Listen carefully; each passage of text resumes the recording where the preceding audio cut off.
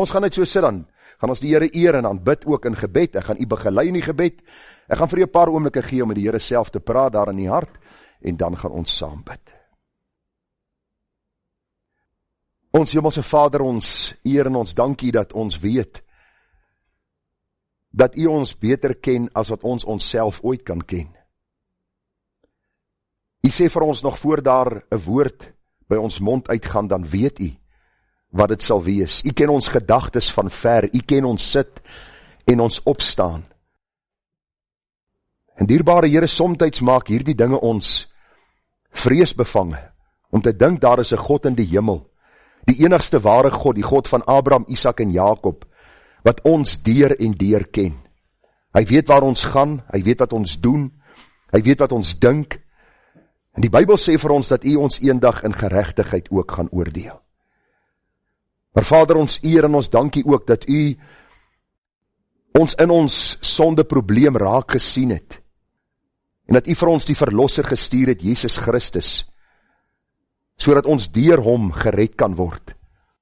Die Bybel sê vir ons in 2 Korintiërs 5:21 dat u het Christus, wat geen sonde geken het nie, sonde vir ons gemaak, sodat ons kan word geregtigheid van God deur hom.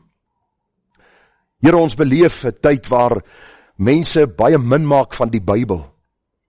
Ons beleef 'n tyd waar mense dink dat hulle slim geword het, dat hulle dink hulle kennis en dit wat hulle uitgedink het en by hulle self uitgeredeneer het en hulle self wys gemaak het, is bo die woord, is belangriker as die woord, tradisie, oorleweringe, en so kan ons aangaan, en tog sien ons die dwaasheid van die mens wat besig is om homself in hierdie maalkolk van ellende te laat wegsink.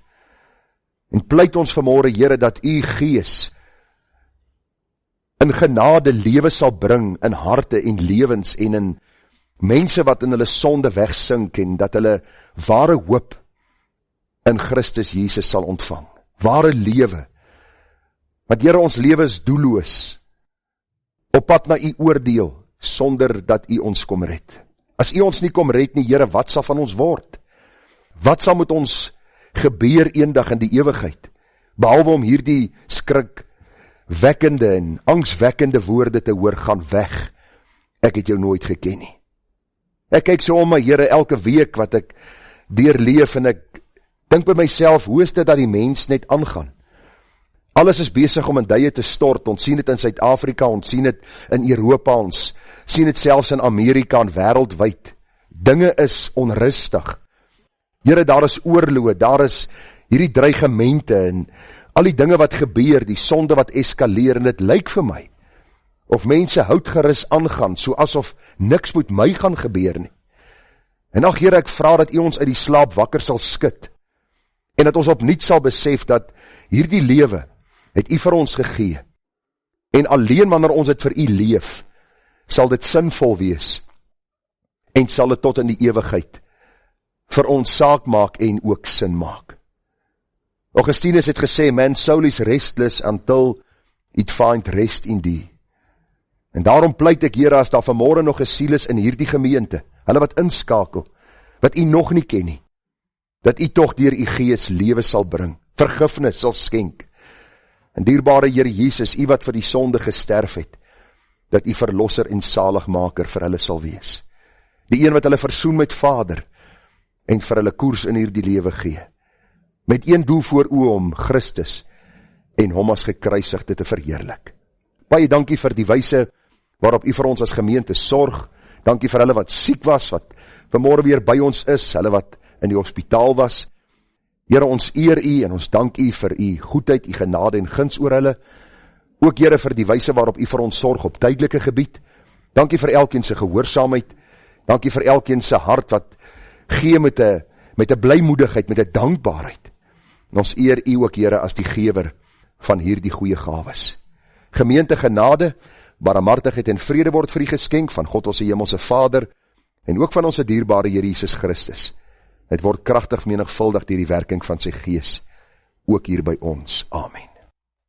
Dis iets waaroor ons nooit genoeg sal kan praat nie, is oor God se onuitspreeklike genade wat aan ons kom bewys het in sy Seun Jesus Christus. Vriende, mag u nooit verveeld raak met die gedagte dat u uit genade gered is nie. Mag u nooit stil bly daaroor nie, en mag u verander vertel van hierdie groot goedheid van God oor jou lewe, en mag dit die gebed wees dat die Here ook ander siele sal red, deur hierdie groot genade waarmee hy u ook dan kom red het. Nou, ons gaan vanmôre aangaan met ons reeks boodskappe vanuit ons boek Genesis.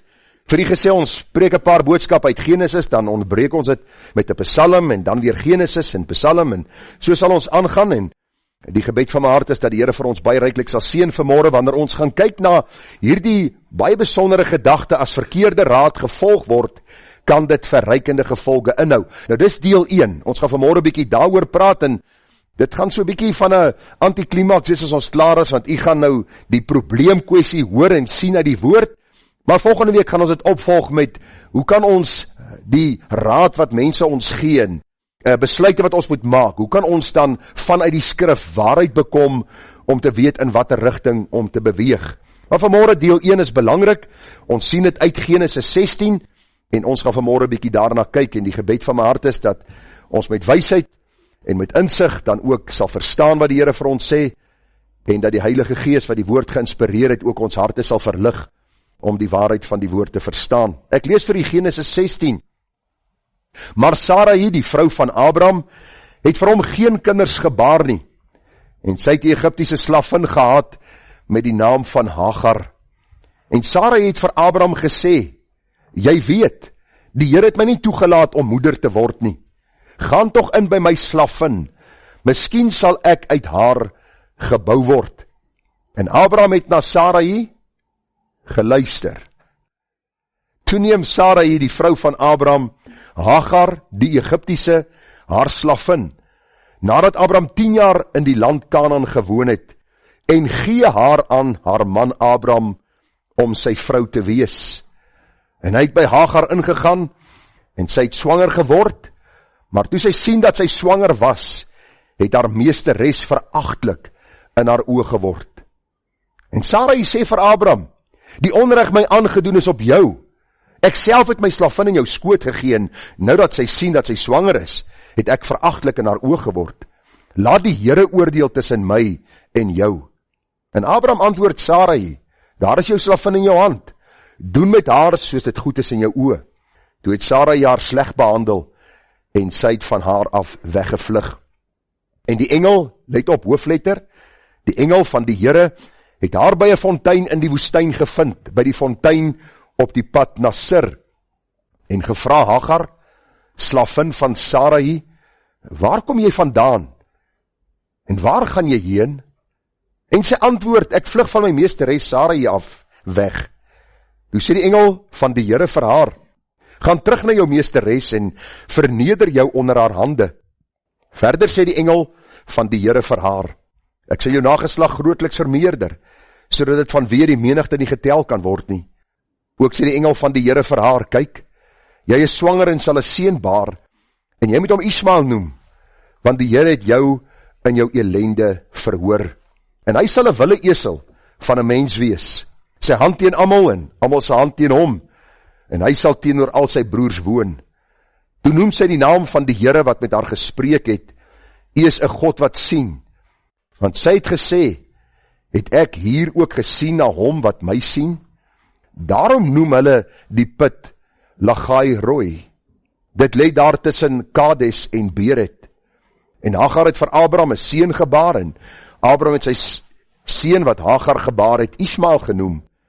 En Abraham was 86 jaar oud, toe Hagar Ismael vir Abraham gebaar het.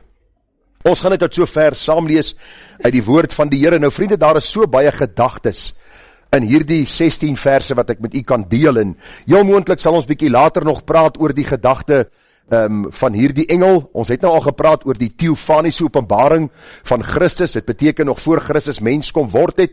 In Matteus, die eerste hoofstuk, gebore uit die maagd Maria, was daar kere wat Christus homself kom openbaar het, en hierdie was een van die gebeure gewees.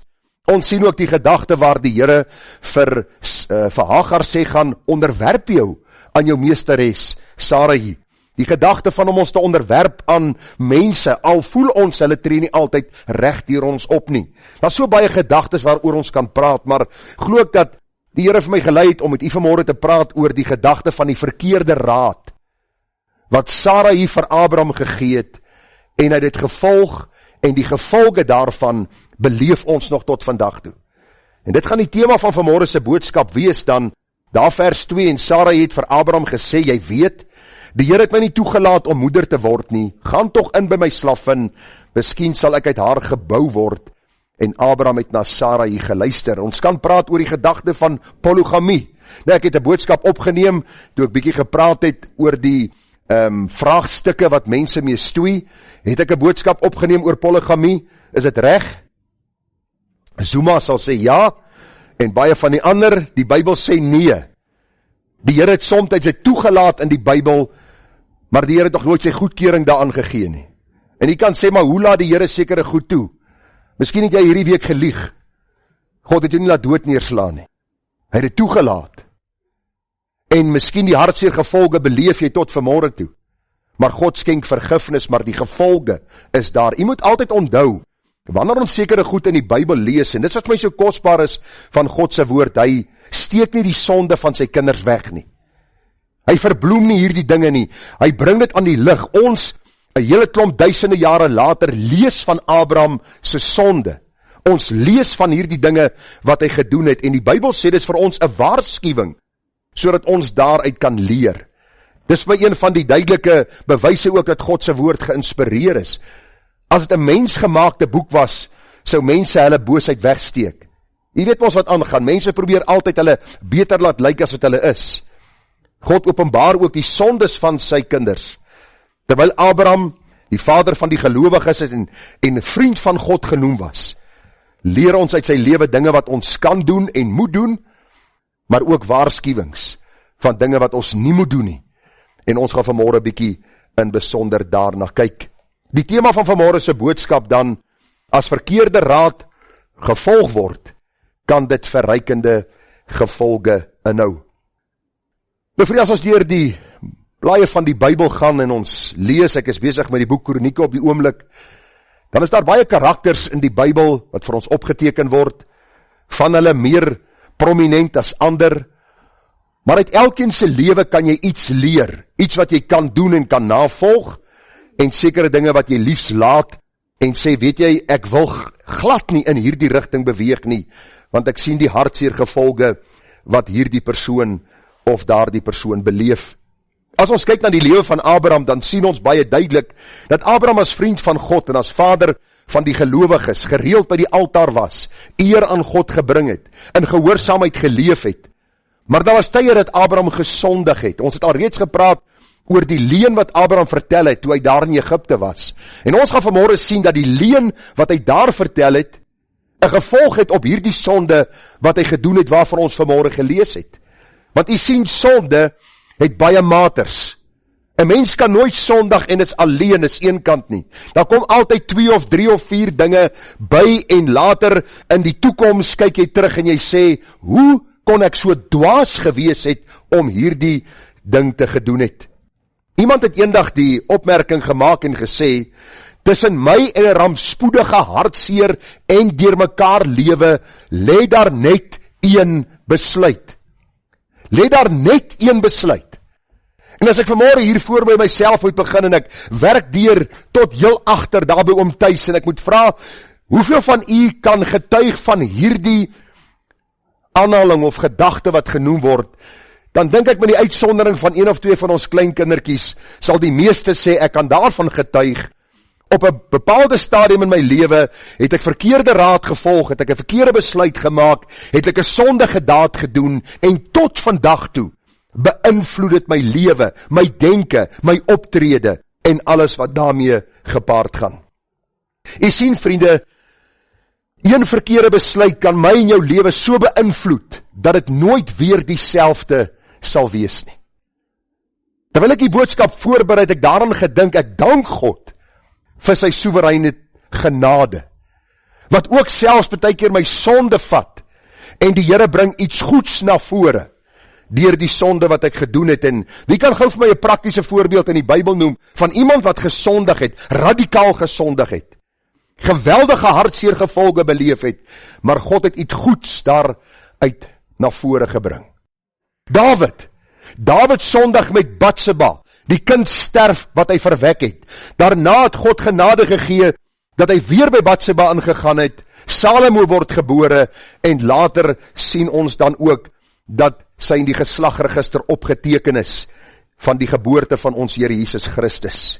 Ons dank die Here dat 'n kind van God nooit finaal kan sondig, dat die Here hom totaal afskryf nie, want die Here sê die goeie werk wat hy begin, sal hy voleindig. Maar luister, moenie dat sonde jou lewe vol met hartseer en pyn, en dat jy op jou ou dag in die ouete huis sit en terugkyk en sê, hoe dwaas was ek net nie gewees, en hoeveel hartseer het ek net nie beleef nie. Gaan lees die lewe van Jakob, ons gaan later bietjie daarby stilstaan, hoe Jakob terugkyk op sy ou dag na sy lewe, en die hartseer wat hy beleef het, oor sy bedriegery, oor sy sonde, en dinge wat hy in sy lewe toegelaat het, en hy het geweet, dit moet nie deel van sy lewe wees nie. Ons gaan vanmôre 'n bietjie kyk na hierdie baie besondere gedagte. As verkeerde raad gevolg word, kan dit verrykende gevolge inhou. Een besluit kan jou en my lewe radikaal verander en ook beïnvloed vir soveel jare, dat die hartseer nie opweeg teen die besluit wat gemaak is, en die in aanhalingstekens genieting wat ek beleef het op daardie bepaalde tydstip nie.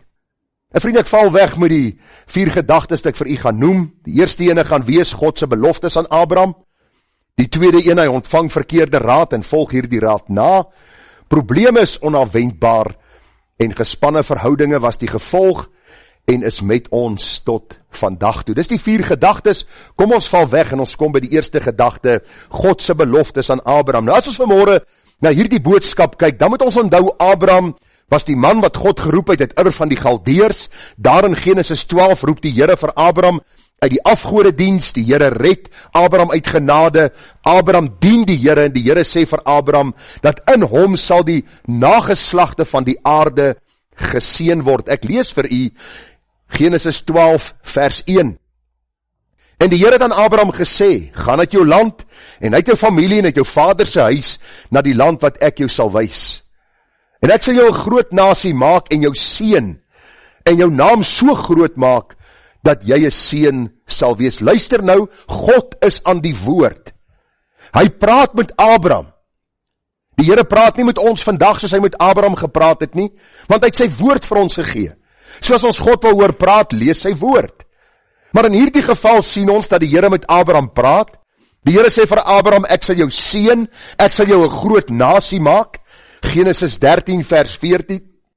En die Here sê vir Abraham, nadat Lot van hom geskei het, slaan tog jou oë op en kyk van die plek waar jy staan, na die noorde en die suide, na die ooste en die weste, want die hele land wat jy sien, sal ek aan jou gee, en aan jou nageslag tot in ewigheid. Weer 'n keer, jou nageslag, vers 16, en ek sal jou nageslag maak soos die stof van die aarde, sodat as iemand die stof van die aarde kan tel, jou nageslag ook getel kan word. Hierdie is die kosbare, wonderlike belofte wat die Here vir Abraham gee, toe hom roep uit die afgodediens, roep uit Ur van die Galdeërs, roep om sy kind te wees. Ek het vir u gesê, dis God se genadige roeping wat ons by bekering uitbring. Dis nie 'n eie inisiatief nie, dis nie iets wat ons uitgedink het nie, dis God wat ons kom red, en wat 'n goeie werk in ons begin, wat hy dan ook sal voortsit. Genesis 15 vers 2, ek lees vir u wat ons so 2 weke terug gelees het, ons het oor hierdie gedeelte gepraat, die verbondsgod van die Bybel. Ek lees net weer vir u wat staan hier. Toe vra Abraham, Here, wat sal u my gee aangesien ek sonder kinders heen gaan en die erfgenaam van my huis die Damaskener Eliezer is? Verder het Abraham gesê, aan my het u geen nageslag gegee nie. 'n paar jaar nadat die Here die belofte in Genesis 12 gemaak het Abraham nog geen kinders nie, en hier is die gesprek weer eens wat God met hom het. En Abraham sê, Here, lyk my dat my dienskneg eintlik my erfgenaam sal wees, die een wat eintlik alles sal erf en dan maar my geslag sal voortsit. Verder het Abraham gesê, aan my het u geen nageslag gegee nie, so dat sal dan die bediende van my huis my erfgenaam wees. Toe kom die woord van die Here tot hom en sê, hierdie een sal jou erfgenaam nie wees nie, maar die een wat uit jou liggaam sal voortkom, hy sal jou erfgenaam wees. Daarop lei die Here hom weer na buite met die woorde, kyk op na die hemel en tel die sterre, as jy hulle kan tel. En hy sê vir hom, so sal jou nageslag wees. En hy het in die Here geglo, en hy het dit hom tot geregtigheid gereken. Nou vriende, hierdie beloftes staan vas. Ons praat gewoonlik, wanneer ons praat van God se beloftes, in hom is dit ja en amen. Dit staan in die Nuwe Testament opgeteken.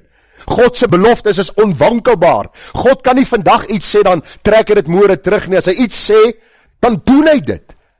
Hy is die God wat getrou is, en wat moes Abraham gedoen het? Eenvoudig, Abraham moes gebly het by dit wat God beloof het. Hy moes vasgehou het aan hierdie beloftes, hierdie onwankelbare beloftes van hierdie ewige skepper God. Al neem dit hoe lank om in vervulling te gaan. Vriende, as ons kyk na hierdie man Abraham, dan sien ons dat nadat die Here die belofte vir hom gegee het, hy hierdie belofte geglo het, ter harte geneem het, het tyd begin vreet aan hierdie vaste vertroue in dit wat God gesê het. En ek is presies dieselfde. Die Here gee vir ons beloftes in sy woord, dat ons aan hom behoort, en dan doen ons 'n sonde, en dan, wie is die eerste een wat ons bevraagteken? Is die Here. Behoort ek nog aan hom? Is ek nog sy kind? Gaan hy my nie nou weggooi nie? Gaan hy my nie nou los nie? En amper wat ons vir die Here wil sê is, Here, ek glo nie, U is getrou nie, ek glo nie, U kan 'n goeie werk begin, en U kan dit volëindig nie. Maar wil ek vanmôre vir U sê, dat ons sonde, God se getrouheid, nie in die wind kan slaan nie. Ons sonde, ons ongehoorsaamheid, ons twyfel, kan God nie ontrou maak aan die beloftes wat hy vir ons gegee het nie. Vriende, ons dink aan hierdie bepaalde saak van God se beloftes aan Abraham, en dan kom ons by die tweede gedagte uit wat vir my baie hartseer is. Verkeerde raad word gegee en nagevolg. Hoor dit staan in Genesis 16 vers 1. Maar Sarai, die vrou van Abraham. Die Here het een man vir een vrou gegee. Een vrou vir een man. In die tuin van Eden het die Here nie vir Adam en 'n harm gemaak nie. Vir hom gesê, luister, daar is vir jou 'n klomp, en jy kan kies wat se een jy op watter dag wil hê nie. God se bepaling en God se beskikking was een man vir een vrou van die begin af. Daarom praat die Bybel ook van Sarai, die vrou van Abraham. Net so voetnota, het u gelees in die Bybel, dat die Here nooit Batseba, Dawid se vrou noem nie. Hy praat altyd van Batseba, die vrou van Uria. Want Dawid het haar gevat, en dit was nooit syne gewees nie. Dis die gedagte wat hier na vore kom. Maar Sarai, die vrou van Abraham, het vir hom geen kinders gebaar nie. En sy het die Egiptiese slavin gehad met die naam van Hagar. En Sarai het vir Abraham gesê, jy weet, die Here het my nie toegelaat om moeder te word nie. Gaan tog in by my slavin. Nou wil ek jy moet sien, hulle sit daar miskien by die tent en vir 'n lekker koppie tee gemaak, en hulle kyk so oor die woestyn uit, miskien 'n paar kamele wat rondloop. En Sarai sê, Abraham, ek wil so 'n bietjie met jou praat. Kom sit hier by my geliefde. En Abraham sit en hulle drink tee, en Sarai sê, jy weet, miskien was daar trane na oog, ek weet nie, ek was nie by nie. Ek probeer myself altyd indink wat hier gebeur het. En Sarai sê, luister, jy moet nou die tuin van Eden hoor in hierdie gebeure. Die tuin van Eden se gebeure het nog nooit van ons verdwyn nie. Hoor wat sê sy, jy weet, die Here, die verbondsgod, H-E-R-E, die God wat vir jou beloof het, jy sal kinders hê. Hierdie God het my nie toegelaat om moeder te word nie. Gaan tog in by my slavin. Hierdie gaan tog in is, jy moet gemeenskap met haar hê. Dan moet seksuele sonde plaasvind. Dis die omvang van hierdie gedagte wat hier na voorkom. Hoor nou hierdie dwaasheid. Miskien sal ek uit daar gebou word. You wish. Dis hoe die duiwel vir ons almal lieg. Daai enetjie, sy sal vir jou daai vreugde gee, wat jy nooit by jou vrou kry nie. Jy weet mos, julle is al 20 jaar getroud. Sy is nie meer wat sy was nie. So asof jy nou die hinks is, wat jy altyd was. Die hele gedagte maar net, miskien sal ek uit haar gebou word. Hoor het sê die Bybel. Hierdie was vir my treffend, en Abraham het na haar geluister.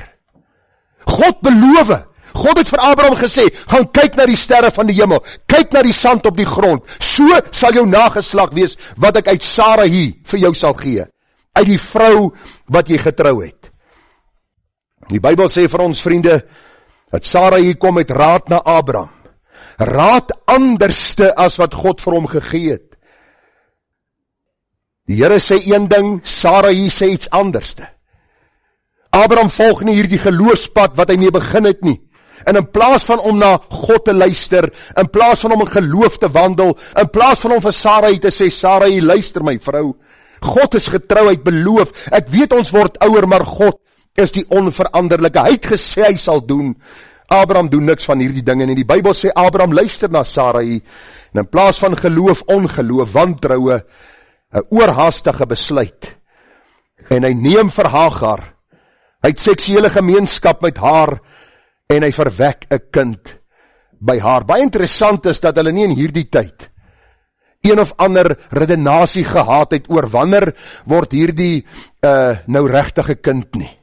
Jy weet mos die aborsie kwessie, 'n duiwelse, bose, demoniese kwessie, wat geïnspireer word deur die duiwel en sy magte ook in Suid-Afrika, dat vrouens hulle liggame gebruik om sonde te doen, en dan maak hulle die kind dood, as gevolg van die sonde wat hulle gedoen het. Ek wil vir u sê, ons vra nog, waarom gaan het in Suid-Afrika soos het gaan? Ek dink die bloed van ons kinders roep na die God in die hemel, wat geaborteer word een na die ander. Hier was nie eens gepraat oor die gedagte, wanneer word dit 'n kind die toe, Hagar agterkom sy swanger, het sy dit onmiddellik geweet, en die Bybel sê vir ons baie duidelik, dat daar sekere kwessies dan plaasgevind het. Nou wil ek hier gou die vraag vra, waar kom Hagar vandaan? Sy kom van Egipte af. Nou wat hulle in Egipte opgeëindig? Onthou u die ongehoorsaamheid van Abraham, daar in Genesis 13, 14, toe daar hongersnood was in Kanaan, toe trek hy af na Egipte, en voor die tyd sê vir Sarai, kom oor gou so. Jy is my sissie hoor. Nee, ek is jou vrou. Nee. Jy verstaan nie, van nou af is jy my sissie. Tot ek weer vir jou sê, is my vrou. Onthou jy die storie?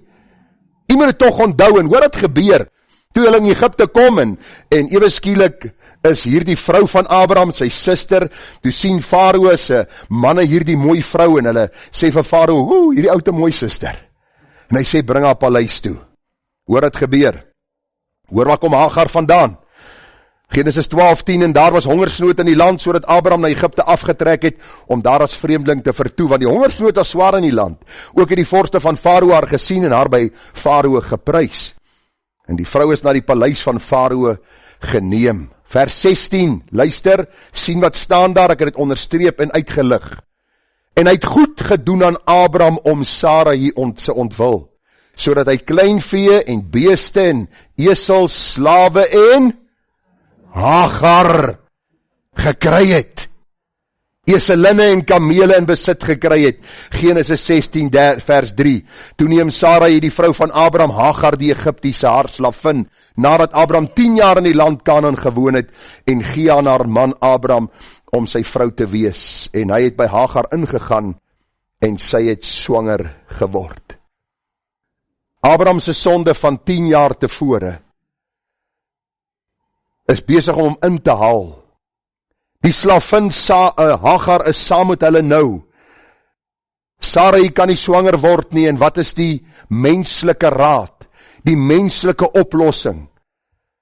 Sarai sê vir Abraham, daar is Hagar my slavin, die een wat ons in Egipte gekry het, gaan by haar in. Miskien kan ons uit haar 'n nasie bou. Nou, die derde ene.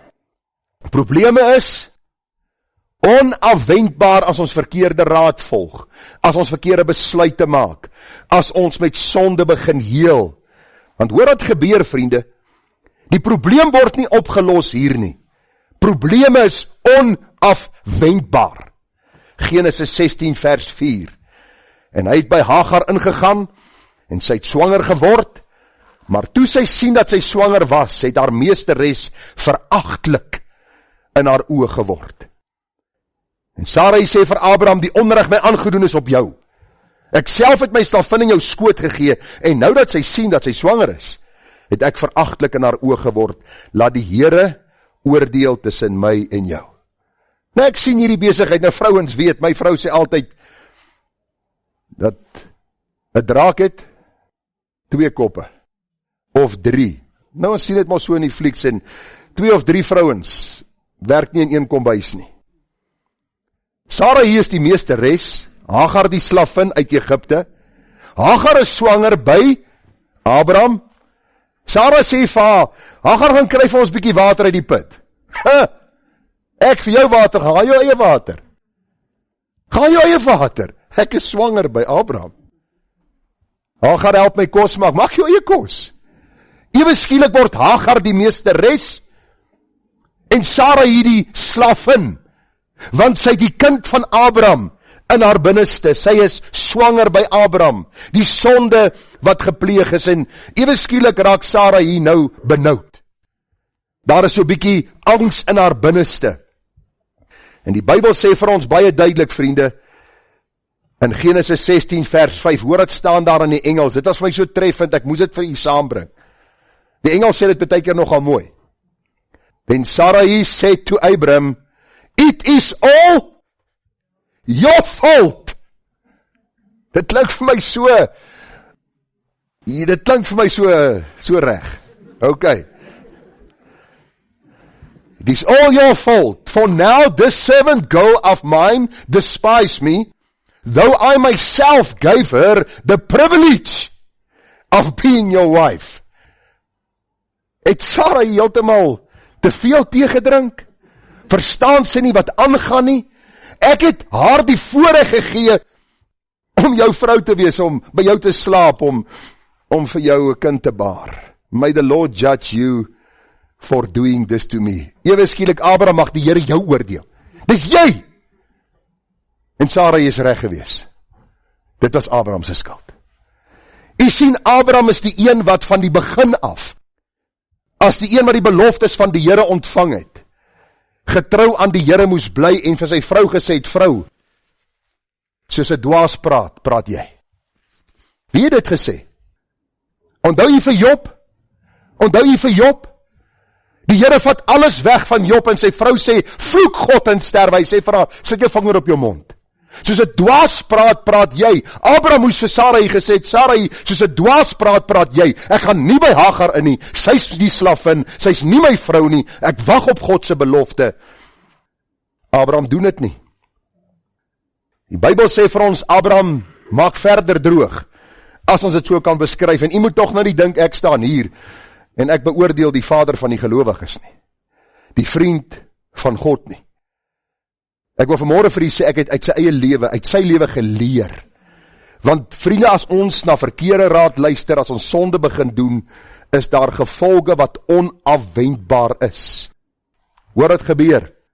Sarai sê, luister, is jou skuld, hier is probleme. Nou sê Abraham, daar is jou slavin in jou hand. Doen met haar soos dit goed is in jou oë. Toe het Sarai haar sleg behandel. En sy het van haar af weggevlug. My vrou het al by 'n klomp plekke gewerk. En haar woord aan my was gewees, sy wil nooit weer vir 'n vrou werk nie. En ek weet nie hoekom nie, ek is nie 'n vrou nie, ek sal nie weet nie. Maar het lyk vir my as daar 2 vrouens in een kombuis is. As daar 2 vrouens by 'n werksplek is, kan daar nogal geniepsigheid wees. En ewe skielik, hierdie vrou wat uit my, ek sal uit haar gebou word nou ewe skielik Sarai se vyand. En Sarai behandel haar sleg. Behandel haar soos 'n misdadiger in plaas van soos 'n slavin. Soveel so dat Hagar wegvlug. Sy hardloop weg. Sy wil glad nie meer daar bly nie. Sy is selfs bereid om in die woestyn te sterwe. Sy wil nie langer onder Sarai wees nie. Wat moes Abraham hier gedoen het? Ek dink hier was 'n tyd waar Abraham 'n huisvergadering moes hou. Stem jy saam? Ek sê dit ons vir ouers, as hulle na my toe kom en sê, hulle het probleme in die huis met die kinders, hulle het probleme met dit, en daar is probleme tussen pa en ma, dan vra ek vir hulle, hou julle van tyd tot tyd 'n huisvergadering? In ons huis doen ons dit nou nog. Toe my ander 2 seuns groot geword het, het ons gereeld huisvergaderings gehou, dan trek ons die lyne reg, soos die Bybel dit vir ons deurgee. Want ons almal raak so baie keer so buite die spoor wat God vir ons gestel het. Ons almal derail van tyd tot tyd. Daarom het ons nodig om terug te gaan na die Bybel, terug te gaan na God se beloftes, terug te gaan na sy voorwaardes en opdragte. Abraham is hier eintlik 'n huisvergadering gehou het en gesê, kom hier so Hagar, kom hier so Sarai, kom ons bid, kom ons vra die Here vir wysheid. Jy kan nie hierdie vrou so behandel nie. En dat ons biddend vir die Here kan vra wysheid vir die pad vorentoe. Sonde is onafwendbaar. Vriende, hierdie hartseer gevolg is onafwendbaar. Hierdie dinge wat gebeur en Abraham doen nog steeds niks. Hy's eintlik passief. En die Bybel sê die oor en weer beskuldigings het uitgeloop daarop dat Hagar gevlug het die woestyn in en eintlik oorgelaat was vir dood. Sou die Here nie ingegryp het en genade oor haar lewe bewys het nie. Hierdie gebeure laat my so dink aan die tuin van Eden. Eva word deur die duiwel mislei en sy eet van die vrug. Adam kom by haar en hy vra nie, waar kry jy die vrug? Is dit dalk van die boom wat God gesê het, ons mag nie eet nie? Nee. Abraham vat en hy eet. En toe die Here kom in die aandwynkie met hulle praat, wat gebeur? Abraham sê, Here, is nie ek nie, is my vrou. Die vrou sê, is nie ek nie, is die slang wat u gemaak het. En dis ons probleem. Ons wil nie verantwoordelikheid vat vir ons sonde nie. Daarom sit ons in die ellende waarin ons sit. In die kerk van die Here Jesus, in die wêreld, in ons omgewing, in ons buurt, in ons land, wêreldwyd beleef ons hierdie hartseer gevolge, want u sien, probleme is onafwendbaar as sonde in ons lewe kom. Die laaste gedagte, gespanne verhoudinge is die gevolg tot vandag toe. Ek lees vir u wat staan in Genesis 16 vers 6 tot 12, en Abraham antwoord Sarai, daar is jou slavin in jou hand, doen met haar soos het goed is in jou oë. Toe het Sarai haar sleg behandel en sy het van haar weggevlug. Die Bybel sê vir ons, toe sê die engel, hoofletter van die Here vir haar, dis nou vir Hagar, gaan terug na jou meesteres en verneder jou onder haar hande. Verder sê die engel van die Here vir haar, ek sal jou nageslag grootliks vermeerder, sodat dit vanweer die menigte nie getel kan word nie. Ook sê die engel van die Here vir haar, kyk, jy is swanger en sal 'n seun baar en jy moet hom Ismael noem, want die Here het jou in jou ellende verhoor. En hy sal 'n wilde esel van 'n mens wees, sy hand teen almal en almal se hand teen hom, en hy sal teenoor al sy broers woon. Nou, u weet presies wie hierdie Ismael is. Dis die vredemakende moslems wat ons vandag in ons land en in die wêreld het. Liefdevolle mense. Hulle godsdiens is gedryf deur liefde en vrede. Ongelukkig sterf miljoene mense onder hulle hand. Abraham, die Here het nie vir my genade gegee om 'n kind te hê nie. Wil jy nie asseblief by my slavin Hagar ingaan nie? Enige tyd, my sweetheart, ons bou uit haar 'n geslag.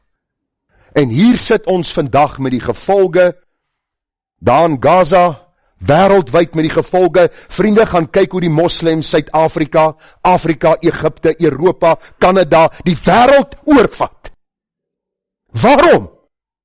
Omdat Abraham nie op God se beloftes bly steun het nie. En dis die probleem wat ons vandag mee sit. Die meeste van ons beleef ellende en hartseer, omdat sonde stelselmatig in ons lewens inkruip. Ons maak verkeerde besluite, en dink maar vanmôre aan jou eie lewe. Op 'n stadium was daar 'n krisis in jou lewe, en jy het raad gaan soek by mense wat vir jou verkeerde raad gegee het. Miskien die gedagte van, skei hom, of skei haar, raak ontslaaf van haar, of jy verdien beter, en miskien moet jy net 'n beter lewe kies, en sonder hierdie persoon of daai persoon. Miskien moet jy hierdie finansiële besluit maak. Miskien moet jy hierdie lewe van jou bietjie vir 'n slag leef vir jou geluk. Almal sê mos deesdae, jy het net een lewe. Die Here wil hê jy moet gelukkig wees. Wat ook al jy doen moet hierdie lewe, die Here wil jou geluk meer hê as jou heiligheid. So word die raad vandag deur die wêreld en wêreldse mense gegee. Die hartseer gevolge is dat Abraham se sonde tot vandag toe nog met ons is. Ismael sal nooit die erfgenaam gewees het van Abraham nie. U kan lees, later is die seun van die belofte Isak gebore. En die Bybel sê vir ons dat uit Isak se nageslag Jakob en Jakob die 12 stamme en later die Messias gebore sou word. Hierdie man, Ismael, sou die vyand van die Jode geraak het. En tot vandag toe is dit so. Onthou u, so 'n paar hoofstukke terug, toe Lot sy 2 dogters met hom gemeenskap gehad het, die Moabiete en die Amoriete wat gebore is, sonde het altyd gevolge. Daarom ek vanmôre vir jou vra, voor jy besluit maak, voor jy iets doen, voor jy in 'n rigting beweeg, bid en vra die Here vir goddelike wysheid. Vra die Here vir wysheid. Vra die Here vir insig. Ek sê dikwels vir ons jong mense, my seun is nou 16, ek het met Gerard en Regard dieselfde pad gestap. As daar die meisie by wie jy kuier, of daar die seun by wie jy kuier, die Here nie wil dien met 'n onverdeelde hart nie, drop hom, los hom, want hy gaan later vir jou soos 'n Ismael in jou lewe wees. Hy gaan vir jou pyn en lyding veroorsaak, of sy aan die ander kant. Daar die sogenaamde besigheidsbetrekking waar alles soos goud en silwer en platinum lyk. Moet dit nie doen nie. Ek onthou een van my vriende, so paar jaar gelede bel my en hy sê vir my, luister, die plek waar hy by werk is nie vir ons so lekker mee nie. Hy sê, dit is maar redelik vervelig en hy is verveeld met die werk en hy het nie baie uitdagings nie en hy kry 'n goeie salaris, hy is in beheer van die maatskappy se finansies en hy het 'n offer gekry by tafel. En ek wil jou sê, toe hy my vertel van die offer, toe dink ek myself, dit moet seker 'n offer uit die hemel wees. Want geen aardse maatskappy kan so 'n offer vir jou maak nie. En ek het net gepraat, en ek het vir hom sekere dinge genoem, want ek probeer altyd 'n realist wees, ek probeer altyd verby al die mooi glitter en glamour kyk, en al die beloftes, en al die mooi goed wat mense praat. Hy was so verblind deur hierdie aanbieding wat hy gekry het, dat hy sy werk bedank het, en by die ander maatskappy ingestap het. En hy bel my en hy sê vir my, Gerard, hy sê, toe ek daar instap, jy moet die kantoor sien. By die ander werk was die kantoor lyk my heel swakker en meer donker en seker nie lekker spasie en 'n uitsig miskien op die parlementsgebou nie, né? 'n Paar weke later bel hy my weer. Hy sê, jy moet saam my bid. Ek sê, o. Doch hulle het hom geskuif na 'n ander kantoor toe. Nee. Hy sê, hierdie plek is besig om bankrot te gaan.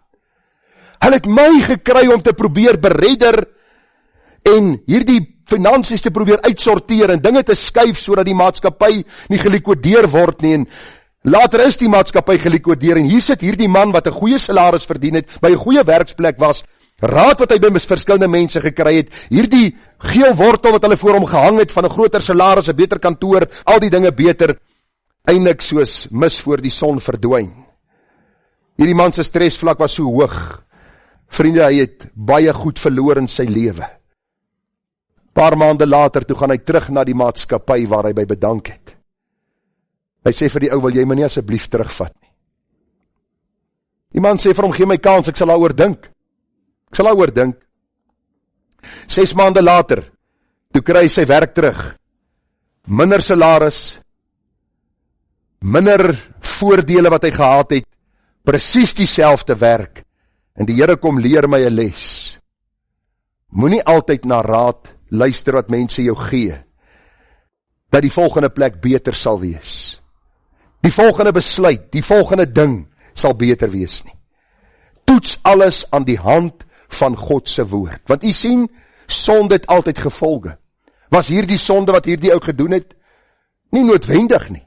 Maar as jou enigste dryfveer om na die volgende maatskappy te beweeg, geld is en om meer by mekaar te maak en meer te akkumuleer, terwyl die Here jou miskien wil gebruik by jou huidige plek, dan raak dit vir jou sonde. As jy nie die feite op die tafel oorweeg aan die hand van God se woord nie, dan loop jy eintlik in hierdie probleme in, wat jou baie hartseer gaan berokken. Sonde het altyd gevolge, dank die Here dat hy ons in sy groot genade vergewe, as ons val en struikel, Maar onthou altyd, my sonde het gevolge en dikwels raak dit nie net vir my nie, maar ook vir ander mense om my. Hierdie man, van wie ek nou net vertel het, sy vrou, sy kinders, sy huishouding, almal, het gelei onder hierdie besluit wat hy gemaak het. Bestaar hy met hy in sonde verval. En die hartseer wat sy familie beleef het. Wat probeer ek vanmôre vir u sê? God het sy woord vir ons gegee as 'n waarskuwing. Hy het sy woord vir ons gegee vir onderrigting, vir teregwysing, sodat ons in die geregtigheid van God kan groei. Abraham het God se beloftes ontvang. Aan die ander kant kry die raad van Sarah hier wat lynreg teen die beloftes van God was. Hy volg Sarah hier se raad en probleme is onafwendbaar. Gespanne verhoudinge was die gevolg en is met ons tot vandag toe.